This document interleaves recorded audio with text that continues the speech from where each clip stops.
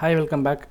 நாங்கள் க்ரியேட் பண்ணுற நோட்ஸ் வந்து ஆண்ட்ராய்டு ஆப்பில் ரிலீஸ் பண்ணியிருக்கோம். ஆப்போட லிங்க் டிஸ்கிரிப்ஷனில் இருக்குது, டவுன்லோட் பண்ணி யூஸ் பண்ணிக்கோங்க. சப்ஜெக்ட் வைஸு, சாப்டர் வைஸு எல்லா டாப்பிக்கும் வித் கண்டென்ட் அந்த வீடியோ லிங்க் இருக்குது. டிசைன் கான்செப்ட்ஸ் இன் சாஃப்ட்வேர் இன்ஜினியரிங். ஸோ ஒரு சாஃப்ட்வேர் டெவலப் பண்ணுறதுக்கு அந்த சாஃப்ட்வேர் இன்ஜினியரிங் மெத்தடாலஜி ஃபாலோ பண்ணுறதுல முக்கியமான கான்செப்ட்ஸ் வந்து டிசைன் கான்செப்ட்ஸ். அந்த டிசைன் கான்செப்ட்ஸ் வந்து பார்த்திங்கன்னா basic building blocks of software engineering சொல்லுவாங்க. அதாவது ஜென்ரலாக வந்து ஒரு ரெக்யர்மெண்ட்டை கேட்டு அதை சிம்பிளாக ஒரு ஒரு ஒரு மெத்தடாலஜி இல்லாமல், ஒரு ஃபார்மேட் இல்லாமல், ஒரு ஸ்ட்ரக்சர் இல்லாமல், எந்த ஒரு ரெக்யர்மெண்ட் டாக்குமெண்ட்டும் இல்லாமல் சும்மா ஒரு சாஃப்ட்வேரை செய்யலான்னா செய்ய முடியும். பட் அது எந்தளவுக்கு எஃபிஷியண்ட்டாக எப்படி வரும் அப்படிங்கிறது வந்து அது ஒரு கொஷின் மார்க் தான். பட் இதுக்குன்னு சில கான்செப்ட் இருக்குது. இந்த கான்செப்ட்ஸ் எல்லாம் ஃபாலோ பண்ணி செஞ்சு வர்ற சாஃப்ட்வேர் சின்ன சாஃப்ட்வேராக இருந்தாலும் ஃபுல் ஃப்ளெஜ்டாக எரர் ஃப்ரீயாக நல்ல ஒரு எவால்வான ஒரு சாஃப்ட்வேராக அவங்களுக்கு வெளியே வரும். ஸோ அப்படி இருக்கிற டிசைன் கான்செப்ட்ஸ் என்னென்ன இருக்குது, அந்த ஒவ்வொரு கான்செப்ட்ஸோட மீனிங் என்ன அப்படிங்கிறத டீட்டெயில்டாக பார்க்க போகிறோம். ஸோ இதில் ஜென்ரலாக சொன்னால் design concepts are basic building blocks of software design. அது முக்கியமாக எதுக்கு யூஸ் ஆகுதுன்னா, enable software engineers to build modular, maintainable and scalable systems. So ஃபைனலாக அந்த சாஃப்ட்வேரோடைய இப்போ இந்த மாடுலர், மெயின்டைனபிள் அண்ட் ஸ்கேலபிள் எல்லாமே வந்து செஞ்சு முடித்த சாஃப்ட்வேரோடைய கேப்பபிலிட்டியாக தான் இருக்கும். ஸோ அந்த மாதிரி கேப்பபிளான ஒரு சாஃப்ட்வேர் சிஸ்டம் செய்யணும் அப்படின்னா இந்த டிசைன் கான்செப்ட்ஸ்லாம் ரொம்ப முக்கியம். ஸோ அதில் ஃபஸ்ட்டு கான்செப்ட் என்னென்னு பார்த்தீங்கன்னா அப்ஸ்ட்ராக்ஷன். ஸோ அப்ஸ்ட்ராக்ஷனுங்கிறது ஒன்றும் இல்லை, ஹைடிங் தி காம்ப்ளெக்ஸ் ரியாலிட்டி, இல்லைனா ஹைடிங் தி இன்டர்னல் இம்ப்ளிமெண்டேஷன் சொல்லுவாங்க. ஸோ ஃபார் எக்ஸாம்பிள் நம்ம எந்த ப்ரோக்ராமிங் லாங்குவேஜ் எடுத்தாலும் பிரிண்ட்னு ஒரு கான்செப்ட் இருக்கும். சினா பிரிண்ட் எஃப்னு இருக்கும், ஜாவானா பிரிண்ட் எல்என் இருக்கும், பைத்தானில் பிரிண்ட் இருக்குது. ஸோ இந்த பிரிண்ட்டுங்கிற ஃபங்க்ஷனுக்குள்ளே நம்ம டபுள் கோட்ஸில் ஏதோ ஒரு வேல்யூ கொடுத்தோம்னா அவுட்புட் வந்து நமக்கு என்ன வருது, அந்த வேல்யூ வந்து பிரிண்ட் ஆகுது. ஸோ நமக்கு என்ன தெரியும், பிரிண்ட்டுக்குள்ளே ஒரு ஸ்ட்ரிங் கொடுத்தோம்னா அது பிரிண்ட் ஆகும்னு நமக்கு தெரியும், இவ்வளோ தான் நமக்கு தெரியும். பட் உள்ளுக்குள்ளே அந்த பிரிண்ட்டுங்கிறத வந்து ரன் பண்ணால் அவுட்புட்டில் பிரிண்ட் வர்றதுக்கு என்ன கோட் எக்ஸிக்யூட் பண்ணியிருக்காங்க அப்படிங்கிறது நமக்கு தெரியாது. ஸோ இதுதான் hiding internal implementation or hiding complex reality. யூஸருக்கு எது தேவையோ அதை மட்டும் அவங்களுக்கு தெரியப்படுத்துகிற மாதிரி பில்ட் பண்ணால் போதும். அதுக்கு பேர் அப்ஸ்ட்ராக்ஷன். அதில் சில டைப்ஸ் இருக்குது, functional abstraction, data abstraction, control abstraction. அடுத்தது ரிஃபைன்மெண்ட். ரிஃபைன்மெண்ட்டுங்கிறது ஒன்றும் இல்லை, process of elaborating a system by step. So என்னென்னு பார்த்தீங்கன்னா, ஒரு ரெக்குயர்மெண்ட் கிளைண்ட்டுக்கிட்டேருந்து வாங்குகிறோம் அப்படின்னா அந்த ரெக்குயர்மெண்ட்டை ரொம்ப டீப்பாக இன்டெப்த்தாக ரிஃபைன் பண்ணுறோம். ஒரு லாகின் பேஜ் வேணும் அப்படின்னாங்கன்னா அந்த லாகின் பேஜ் எப்படி வேணும், என்ன மாதிரி சைன்இன் ஆப்ஷன்ஸ்லாம் கொடுக்கணும், ஜி சைன்இன் கொடுக்கணுமா, அந்த மாதிரி டீட்டெயில்ஸ் வாங்கணும். அப்புறம் அதோடைய user name password text box எப்படி இருக்கணும், சைனப் பேஜ் எப்படி இருக்கணும், என்ன கலர் தீம் ஃபாலோ பண்ணணும், இன்னும் நிறையா கான்செப்ட் இருக்குது.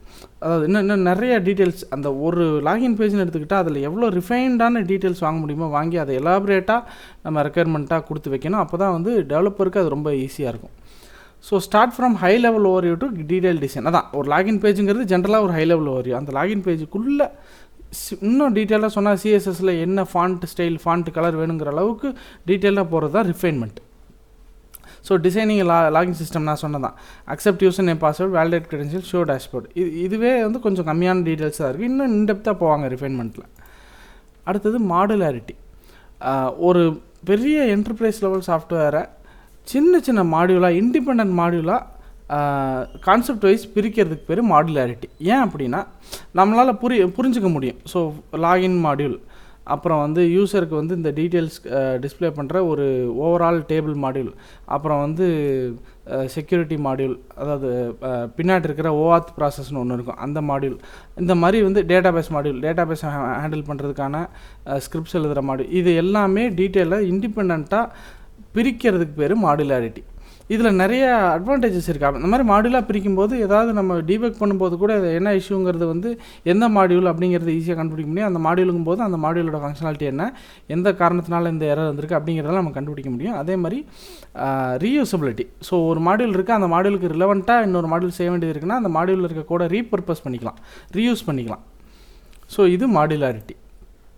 Software architecture. ஸோ இது ஒரு கான்செப்ட். என்னென்னா ஜென்ரலாக அந்த ரெக்குயர்மெண்ட் வந்தோடனே இந்த ரெக்குயர்மெண்ட்டுக்கு வந்து என்ன மாதிரி ஒரு மாடல் போகலாம், கிளைண்ட் சர்வர் ஆர்கிடெக்சர், எத்தனை லேயர் ஆஃப் ஸ்டாக், அந்த ஸ்டாக்குள்ளே எத்தனை லேயர் யூஸ் பண்ணலாம், front and back and middleware அப்படிங்கிறது, அப்புறம் ஃப்ரண்ட் எண்டில் என்ன யூஸ் பண்ணலாம், மிடில் வேரில் என்ன யூஸ் பண்ணலாம், பேக் எண்டில் என்ன யூஸ் பண்ணலாம், டேட்டா ஸ்டோரேஜ் என்ன யூஸ் பண்ணலாம், டேட்டா வந்து கோட்லேருந்து ஸ்கிரிப்டிலேருந்து டேட்டா பேஸ்க்கு ட்ரான்ஸ்லேட் பண்ணும்போது அதை என்கிரிப்ட் பண்ணணுமா, ஸ்டோர் பண்ணும்போது என்கிரிப்ட் பண்ணணுமா, அப்படின்னா ஸ்டோர் பண்ணும்போது என்கிரிப்ட் பண்ணால் என்கிரிப்டட் அட் ரெஸ்ட்னு சொல்லுவாங்க. ஸோ டேட்டா பேஸில் ஸ்டோர் பண்ணும்போது என்கிரிப்ட் பண்ணணுமா, இந்த மாதிரி எல்லாத்தையும் ஓவராலாக டிஃபைன் பண்ணுறது தான் சாஃப்ட்வேர் ஆர்கிடெக்சர். அடுத்தது கண்ட்ரோல் ஹையரார்கி. ஸோ கண்ட்ரோல் ஹையரார்கிங்கன்னா ஒன்றும் இல்லை, ஒரு மாடியூல் இன்னொரு மாடியூலை கண்ட்ரோல் பண்ணுற மாதிரி ஒரு டிபெண்டன்சியோடு எழுதுறது கண்ட்ரோல் ஹையரார்கி. ஃபார் எக்ஸாம்பிள் வந்து ஒரு யூசர் வந்து ஏதோ ஒரு பட்டன் கிளிக் பண்ணுறாங்க ஒரு பேஜுக்குள்ளே, அந்த பட்டன் கிளிக் பண்ணோன்னே ஒரு மாடியூல் ப்ராசஸ் ஆகுது. அந்த மாடியூல் வந்து இன்னொரு சின்ன மாடியூலுக்கு 3 டிஃப்ரெண்ட் மாடியூலுக்கு டேட்டாவை அனுப்பி எக்ஸிக்யூட் பண்ணுது ஒரு ஃபங்க்ஷனை. அந்த மாடியூல் வந்து முடிச்சதுக்கப்புறம் அந்த டேட்டாவை இந்த மாடியூல் கொடுக்குது. ஸோ இந்த மாதிரி வந்து இன்டர்டிபெண்டண்ட்டில் ஆக்சுவலாக கண்ட்ரோல் பண்ணுற மாதிரி க்ரியேட் பண்ணுறது கண்ட்ரோல் ஹையரார்கி. எங்கெங்கெல்லாம் அந்த மாதிரி ஸ்ட்ரக்சர் தேவையோ அங்கெங்கெல்லாம் அந்த மாதிரி கண்ட்ரோல் ஹையரார்கி ஃபாலோ பண்ணணும். Structural partitioning. ஸோ சிஸ்டமை வந்து ஹரிசாண்டலாகவும் வெர்டிகலாகவும் பிரிக்க முடியும். ஸோ ஃபங்க்ஷனலாக பிரித்தா, அதாவது ஹரிசாண்டலாக பிரித்தா கிளைண்ட்டு சர்வர்னு பிரிக்கிற மாதிரி ஃப்ரண்ட் எண்டு, அப்புறம் நடுவில் மிடில் வேருங்கிறது தான் பிஸ்னஸ் லாஜிக்கு. ஃபார் எக்ஸாம்பிள் பின்னாடி வந்து டேட்டாபேஸ் ஸ்டோர் பண்ணுறது பேக் எண்டு அப்படிங்கிற மாதிரி ஹரிசாண்டலாக பிரிக்கலாம். அடுத்தது வெர்டிகலாக பிரித்தா லாகின் மாடியூலுக்கு அப்புறம் நம்ம ஆஸ் யூஷுவல் சொல்கிற மாதிரி டேபிளில் டேஷ்போர்ட் மாடியூல், அதுக்கப்புறம் உள்ளுக்குள்ளே வேறு ஏதாவது ஃபங்க்ஷன்ஸ் தான் ஃபங்க்ஷனல் மாடியூல். இந்த மாதிரி வந்து வெர்டிக்கலாக இந்த ஃபீச்சர்ஸ் வைஸு பிரிக்க முடியும். ஸோ இந்த மாதிரி பிரிக்கும்போது ஒரு சில மாடியூல் வந்து எந்த ஹரிசாண்டல் வெர்டிக்கல் எங்கேயுமே ஃபிட் ஆகாமல் இருக்கக்கூடாது. அப்படி இருந்துச்சுன்னா அது மோசமான டிசைன். எப்படி எல்லா மாடியூலுமே ஹரிசாண்டல்லையும் வரணும், வெர்டிக்கல்லையும் வரணும். ஸோ ஃபார் எக்ஸாம்பிள் சிம்பிளாக சொல்கிறேன், இப்போ ஃப்ரண்ட் எண்டுன்னு அதாவது லாகின் மாடியூல்னு எடுத்துக்கிட்டோம்னா, அந்த லாகின் மாடியூல் வந்து ஹரிசாண்டலில் பார்த்தீங்கன்னா யூஏயில் வரும்.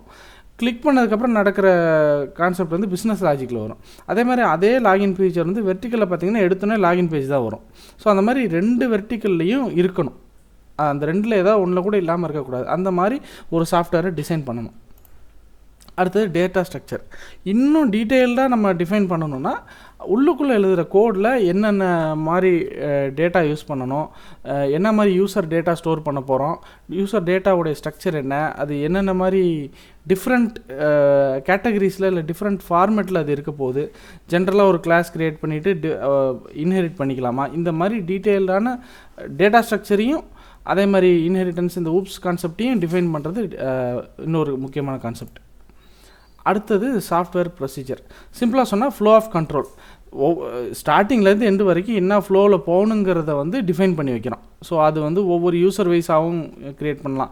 அட்மின் யூசர்னால் அவங்க லாகின் பண்ணால் அவங்களுக்கு இந்த ஆப்ஷன்லாம் இருக்கும், ஒவ்வொரு ஆப்ஷன்லேயும் இதெல்லாம் இருக்கும்னு டிஃபைன் பண்ணுறது. அதே மாதிரி நார்மல் யூசர்னால் அவங்களுக்கு என்னென்ன ப்ரிவிலேஜ் இருக்குது, ஒவ்வொரு யூசரை வந்து அந்த பிஸ்னஸ் லெவலில் பிரிக்கிறது. ஸோ பிஸ்னஸ் லெவலில் இவங்க இந்த கேட்டகரியில் இருக்காங்க, இவங்க இந்த கேட்டகரியில் இருக்காங்கன்னா ஒவ்வொரு கேட்டகரிக்கும் என்னென்ன ஆப்ஷன்ஸ் கொடுக்கணும் அப்படிங்கிறது எல்லாமே அந்த ஃப்ளோ வந்து டிஃபைன் பண்ணுறது சாஃப்ட்வேர் ப்ரொசீஜர். அடுத்தது இன்ஃபர்மேஷன் ஹைடிங். ஒவ்வொரு மாடியூல்லையும் இருக்கிற முக்கியமான இன்ஃபர்மேஷனை வந்து அடுத்த மாடியூலுக்கு ட்ரான்ஸ்ஃபர் பண்ணாமையோ இல்லை அடுத்த மாடியூலால் ஆக்சஸ் பண்ண முடியாத அளவுக்கு நம்ம வந்து கோடு எழுதணும். ஸோ அது ரொம்ப முக்கியம். அது வந்து அன்வான்ட் எரர்ஸையும் நம்மளை அது தவிர்த்துரும். ஸோ இதுதான் வந்து டிசைன் கான்செப்ட்ஸ்.